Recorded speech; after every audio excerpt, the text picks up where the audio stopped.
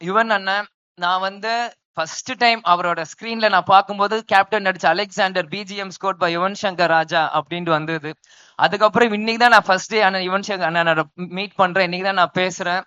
பேசினோடனே உடனே கனெக்ட் ஆயிட்டாரு. நாங்க நிறைய விஷயம் ஷேர் பண்ணுவோம் கொஞ்ச நேரத்துல.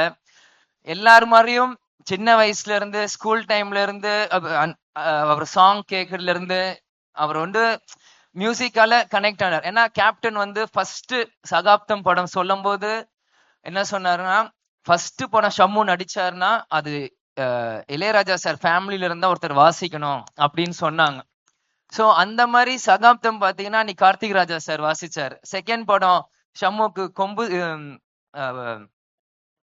படைத்தலைவன் பாத்தீங்கன்னா இளையராஜா சார் வாசிச்சார். இப்ப மூணாவது கொம்பு சி பாத்தீங்கன்னா யுவன் சங்கர் ராஜா சார் வாசிக்கிறார். சோ கேப்டன் நினைச்ச ஆசை ஃபர்ஸ்ட் 3 படத்துல ஷம்முக்கு நடந்துருச்சு.